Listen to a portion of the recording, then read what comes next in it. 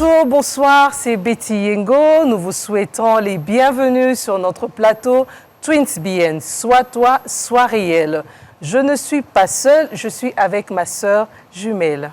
Tinina Kazad, bienvenue encore une fois de plus sur TwinsBN, Sois toi, sois réel.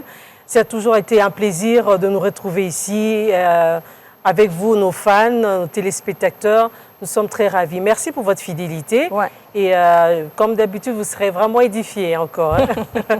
Alors, ma soeur jumelle, comment tu vas? Je vais très bien, ça va, tout se passe très bien. Et de ton côté? Non, tout se passe très bien en tout cas, ça va et nous sommes contents d'être ici. Et ça va très bien, il n'y a pas à se plaindre. Oui. Il n'y a pas à se plaindre. D'accord. Alors, comme d'habitude, chers téléspectateurs, nous avons toujours des invités de marque, des invités spéciaux, des gens qu'on choisit, dont on va un peu creuser, savoir quel genre d'histoire ils peuvent nous apporter, nous édifier et vous édifier également. Oui. Alors, aujourd'hui, nous avons une personne très, très, très spéciale. Elle est même maman ma passe, en fait. Les jumelles. Oui. Sans plus tarder, on va recevoir notre invité spécial qui n'est autre que Madame Jocelyne Kapinga Chibangu. Bienvenue, Madame Jocelyne. Merci beaucoup. Bienvenue, bienvenue. Nina et Betty, merci pour l'invitation. Oui, c'est un plaisir. Il faut vraiment que tu te sentes à l'aise, hein? Sens-toi à l'aise, sois bien. C'est, comme on dit, en famille. Voilà. Ouais, on est en famille, OK? Alors, comment ça se passe? Comment tu vas? Tu vas bien? Oui, je vais très bien. Je vais très bien, merci. D'accord. Écoute, nous, on va commencer parce que nos téléspectateurs, comme ils sont habitués avec TwinsBN, ils savent que chaque fois qu'on invite quelqu'un, cette personne a apporté quelque chose de plus. OK? On veut savoir qui est Jocelyne, madame. Qu'on t'appelle Jocelyne, hein? Oui, oui. Oui. Qui est Jocelyne Chibangu? Je sais que tu es madame. Bon, qui est Jocelyne Chibangu? Voilà. Parle-nous un peu de toi. Je m'appelle Jocelyne Oui. Kapinga. OK. Mon nom de famille, c'est Kalanji. OK. Et quand je me suis mariée, j'ai pris le nom de mon mari, Ok. Chibangu. Oui. Voilà, ensemble avec mon mari, nous avons 3 enfants, OK. dont les jumelles et un Oui. garçon. OK. Et donc, voilà, c'est moi. Et études faites, Oui. jusqu'à là, j'ai encore 2 diplômes universitaires. Ah, d'accord. Jusque-là. Oui, jusque-là. Donc, ça veut dire qu'il y en a encore. Voilà, parce que là, je suis en train de faire mon MBA. Ça sera mon 3e diplôme universitaire. OK. Donc, Ok, le Jocelyne. premier. Oui, Voilà, vas-y. donc... Mais c'est dans quoi vous sais que vous êtes en train de faire les 2 diplômes, c'est dans quoi vous avez fait? Ok, d'abord, j'ai fait la science. Ah, d'accord. Donc, j'ai une licence en sciences, biologie, physiologie et anatomie. OK. Et après, c'est comme post-licence. OK. Là, cette fois-là, c'est en business management. OK, mais gestion vraiment... Voilà, c'était vraiment un changement. Oui. Et parce que, en fait, quand j'étais étudiante, Oui. je voulais faire la médecine. C'est ce que je voulais faire. Ah oui? Voilà. OK. Raison pour laquelle j'avais fait la science, donc l'anatomie, et la physiologie. Oui. Et après, partir en 3e médecine. Oui. D'accord. Et après, la dernière année, c'est l'année où j'ai perdu mon papa. Oh. Et voilà. Et en Afrique du Sud, ça coûte énormément cher la médecine. Oui, Oui, bien c'est sûr. ça, on sait. Pardon, je À crois que vous Veut, connaissez. hein, c'est Oui, ça? à Veut, Oui. oui. À Veut, c'est une très grande université, Oui. une des meilleures universités dans le monde. Oui, Oui. oui, bien sûr. Et ça coûtait énormément cher. Et c'était très difficile pour continuer, ma maman, faire ça, payer. Oui. Entre-temps, j'ai beaucoup de sœurs et frères. Donc, Oui. voilà. Et après, j'ai fait je crois, une année, Oui. 2 ans. Je combinais en fait. Je faisais Oui. la psychologie et après, je me suis dit, non, ça ne marche pas. Oui. Et après, quand j'ai eu ma licence, je me suis dit, qu'est-ce que j'aime faire? Oui. Et déjà, je m'étais retrouvée que je faisais déjà le business. J'avais Ok. déjà une compagnie de services traiteurs. Oui. Et je Elle m'étais prépare dit... très bien. Merci. Et je m'étais dit que non, voilà, je dois étudier le business à un niveau vraiment élevé. Oui. Au niveau où je peux devenir CEO Ouais. d'une grande compagnie. Wow, et tout, un beau rêve. Ça, voilà. c'est beau, ça. Et c'était pas facile de shifter la science bien sûr, en business. Bien sûr, bien sûr j'étais obligée pour qu'ils m'acceptent, j'étais obligée de faire les tests et tout. Donc voilà. Mais ça s'est bien passé. Après, j'ai décroché une post-licence en Business Administration, Management, et donc gestion des affaires et des entreprises. Wow. Et le troisième diplôme, ça sera mon MBA, ça c'est gestion des entreprises aussi, mais plus à un niveau beaucoup plus élevé, niveau de management, niveau de grandes compagnies, diriger plusieurs compagnies, à un niveau où on peut diriger plusieurs compagnies. Parce que là, c'était un niveau où on peut seulement être CEO, manager pour une seule compagnie. Au niveau des MBA, on peut superviser 2 compagnies, on amène des stratégies pour de nouvelles compagnies, pour les gens qui veulent commencer leur compagnie ou leur business et tout, on donne des idées. Ça, c'est intéressant. Voilà, et on les met en pratique. Voilà. Tu n'as pas encore fini, hein? Non, dans quelques mois. Bravo, Jocelyne. Étudier, hein, mais c'est très bien en tout cas. Pour quelqu'un qui voulait faire la médecine, notamment, ça veut dire qu'elle aime étudier, hein? Oui. Ouais. Parce qu'apparemment, en médecine, on n'arrête pas, ça continue, ça continue. Voilà. Non, mais bravo. Merci. Je paie à l'âme de papa. Je parie qu'il serait fier de toi aujourd'hui. Ça, on le croit. Très bonne description de Madame Chibangu. OK. Nous allons passer à une autre question. C'est vrai qu'on a un peu épinglé sur la mort de papa. On aimerait que tu puisses nous parler de ta famille biologique. En quelques lignes, juste. D'accord. Ouais. D'accord. Voilà, je suis d'une famille de 7 enfants. Ma maman, elle a encore... Je ne sais pas comment nos parents faisaient. Oui, c'est terrible. C'est terrible. Vraiment, ils étaient très forts, surtout nos mamans. Donc, voilà.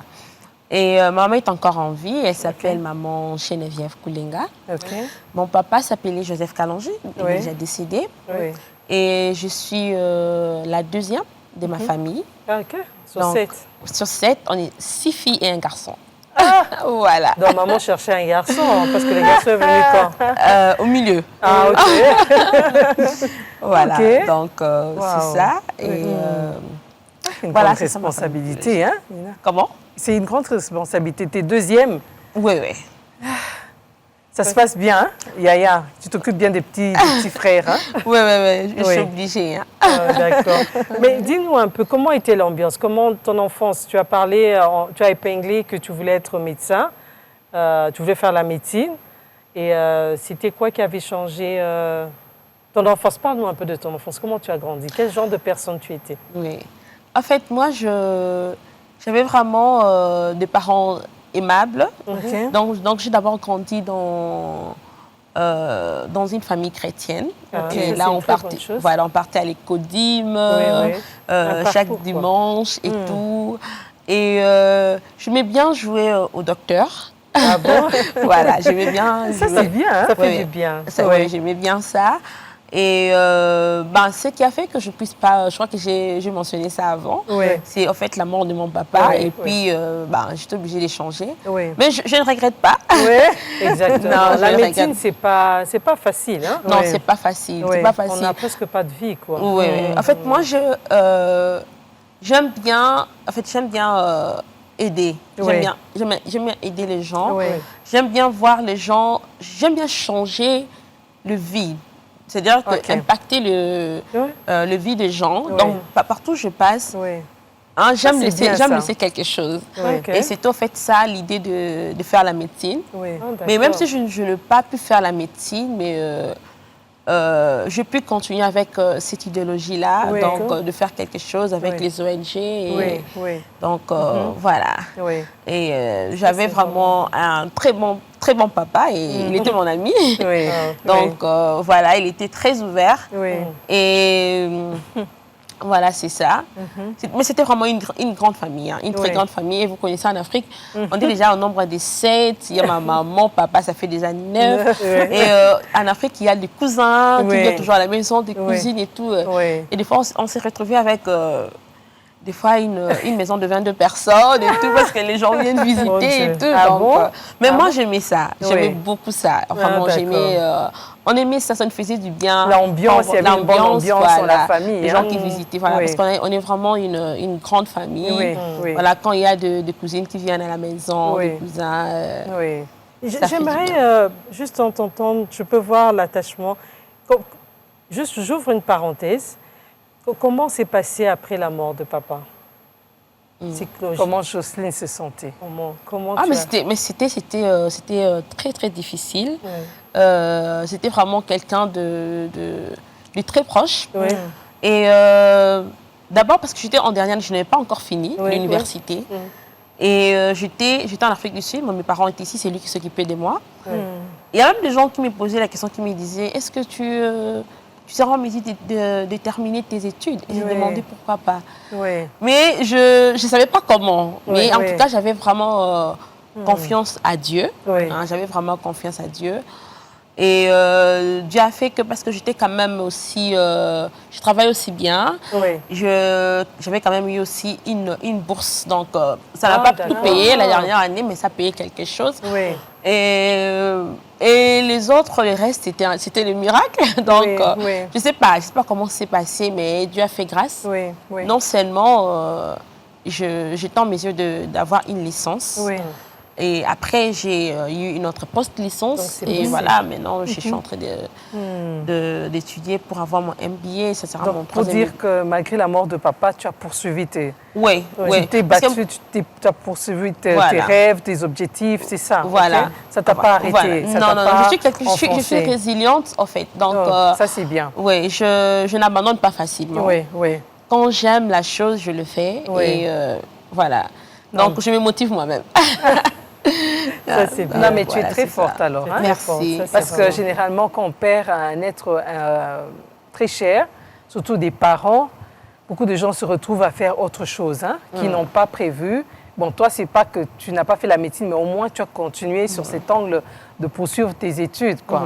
Alors pour ça, bravo Jocelyne. Merci. Bravo. Beaucoup. Papa est très fier de toi. Merci beaucoup. D'accord. Ok. Aujourd'hui, on aimerait parler sur... tu as mentionné cela pendant que tu étais en train de dire que tu as une ONG. Voilà, ONG. J'ai pris note, ça reprend au nom de AWEP, RDC. Est-ce que tu peux nous parler un peu c'est quoi AWEP? Et ça, c'est en sigle, AWEP. Voilà. Donc, parle-nous un peu de cette ONG. Donc, A, c'est African, W, c'est Women. E, c'est Entrepreneurship, P, c'est Programme. So, African Women Entrepreneurship Programme. Donc, c'est un programme qui soutient l'entrepreneuriat de femmes. C'est un programme qui a été initié en 2010 par Madame Hillary Clinton de la Maison-Blanche. C'est un programme américain. Donc, c'est un programme qui il soutient de femmes entrepreneurs de l'Afrique australe. Donc, il y a AWEP dans plusieurs pays, Ghana, Nigeria, Cameroun. Et moi, je suis la présidente ou la représentante des AWEP RDC. Donc, ce que nous faisons, c'est d'accompagner les femmes. Parce que nous savons qu'en Afrique, surtout en RDC, nous avons beaucoup de femmes entrepreneurs. Mais elles s'arrêtent quelque part là. Elles n'évoluent pas, en fait, comme il faut. Et voilà, donc notre organisation, c'est d'aider ces femmes-là, d'abord à évoluer, à atteindre un certain niveau. Donc, on essaie de les encadrer, comment essayer de garder les capitales pour ne pas rester, si par exemple tu vendais le pain, pour ne pas rester avec 50 pains, pourquoi pas 100, pourquoi pas 1000, voilà. Et aussi, nous encourageons les femmes de se mettre aussi ensemble, de former des compagnies et tout. Donc, pour les gens qui veulent... par exemple, enregistrer les compagnies, on leur montre comment il faut faire, qu'est-ce qu'il faut faire et tout. Ça, c'est intéressant. Voilà. Et aussi, avec les États-Unis et la RDC, ils avaient signé un accord, on appelle ça AGOA, c'est-à-dire les accords d'import-export entre les États-Unis et la RDC. Et nous encourageons aussi les femmes de faire, de faire ces transactions-là.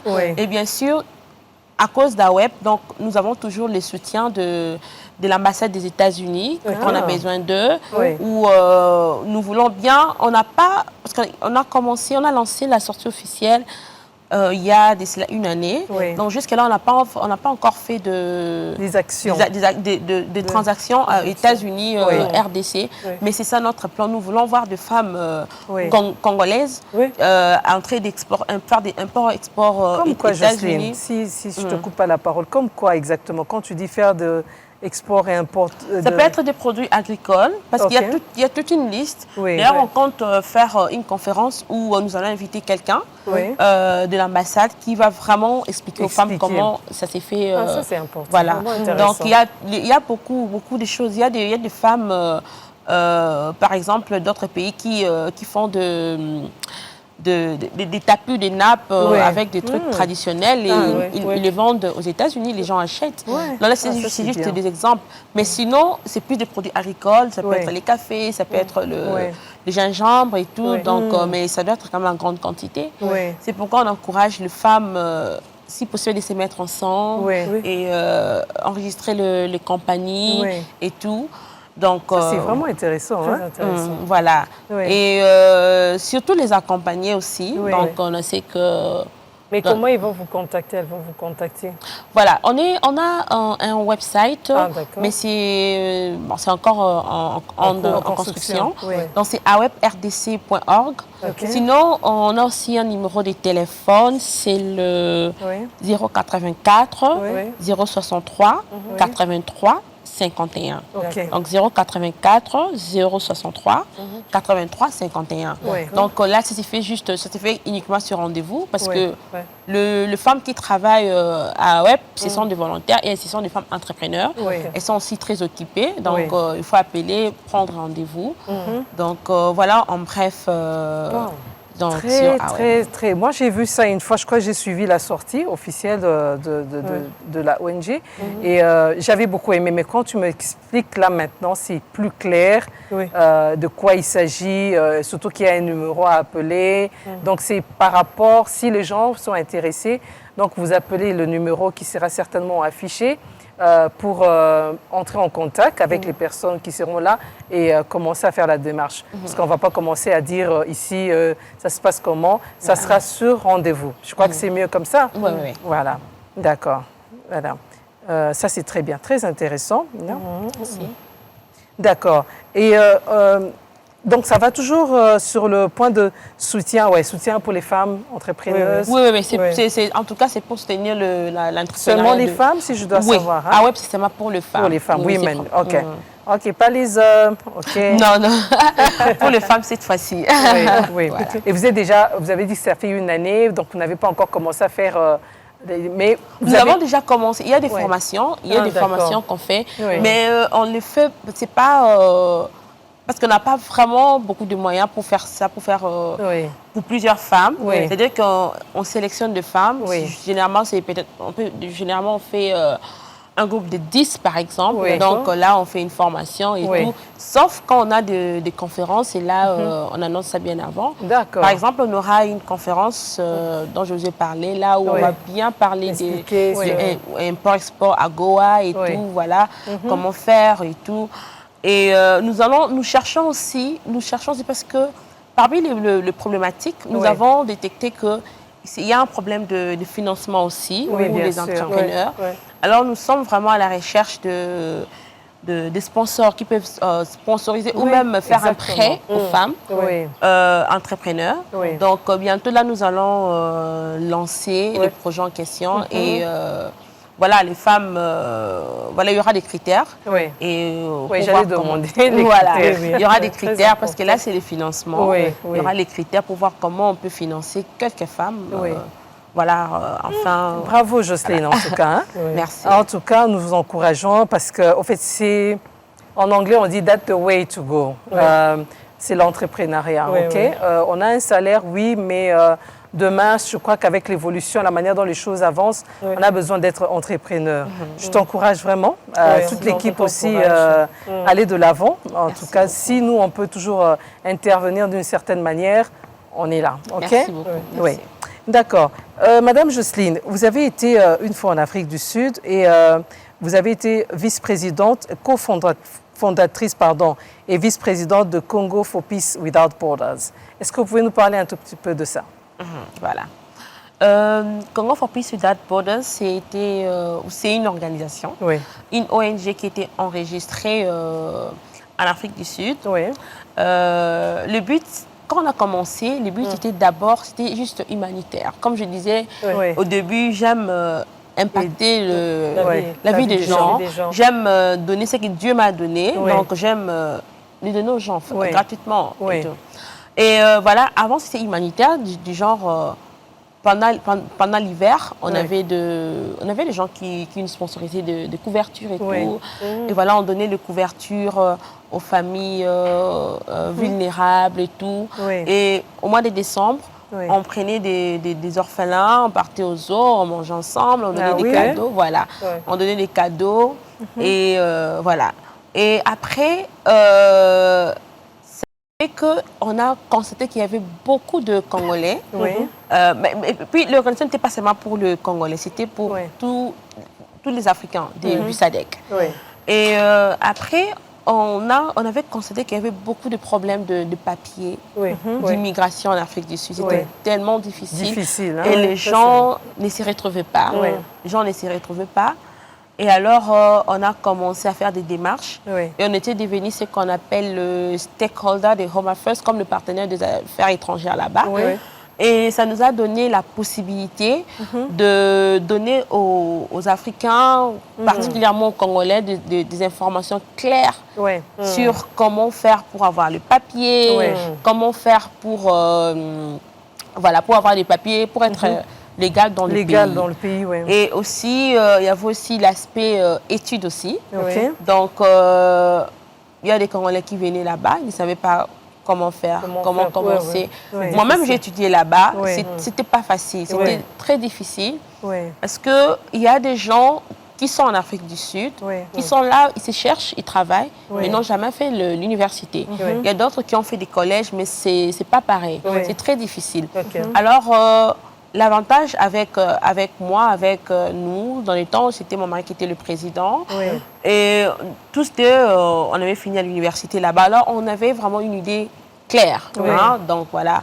Et donc, du coup, Congo for Peace, c'était une organisation où c'était humanitaire, c'était l'immigration, et puis c'était les universités et collèges. Et on le faisait gratuitement, c'était pas payant. Donc voilà, c'était ça. Ça c'est bien. Et mais c'est toujours effectif ou bien c'est toujours en cours? Oui, mais on ne fait plus la partie physique. La partie immigration physiquement. On peut conseiller les gens. Parce que là, dans le temps, on partait nous-mêmes. On partait nous-mêmes à Home Affairs et tout. Mais maintenant, là, comme je ne suis plus basée en Afrique du Sud, du coup, ça devient très difficile. Mais on continue à donner des conseils, des conseils et tout, comment faire pour l'université. Nous avons toujours des appels. Il y a des gens qui continuent à nous appeler et tout. Donc, ça n'a pas changé, c'est le même principe. Donc, voilà, mais ça, c'est bien, parce que c'est quand même, comme tu as dit, que c'est difficile, et surtout quand on ignore comment est-ce que ça se passe. Moi, je sais que vous avez aidé beaucoup d'étudiants là-bas en Afrique du Sud. Les gens savent comment vous avoir. Donc, s'ils ont besoin quand même, ne fût-ce qu'un coup de fil, avoir votre, comment on appelle ça, guidance. Que vous puissiez, de guidance, OK. Donc, ils peuvent vous contacter d'une certaine... Je sais que vous êtes très occupés, mais faites-le quand même pour aider les étudiants, en tout cas. Mais ça, c'est vraiment beaucoup. Je sais qu'il y a plusieurs projets, mais on va s'arrêter avec les deux dont nous avons parlé maintenant. Et les détails seront en bas de de l'émission. Comme ça, si les personnes veulent vous contacter, ils peuvent vous contacter et continuer à procéder comme ça. Madame Jocelyne, nous sommes arrivés à la fin et nous avons besoin d'un mot de la fin. OK? Il y a eu un grand parcours dans votre vie. Et comme vous avez dit, quelque part, vous avez dit là, vous êtes résiliente. OK? J'aimerais que vous puissiez dire un mot, encourager quelqu'un qui va vous écouter et qui sera encouragé à ce que vous allez dire. D'accord. Je vais conclure avec, je sais pas, un adage, une phrase que quelqu'un avait dit une fois.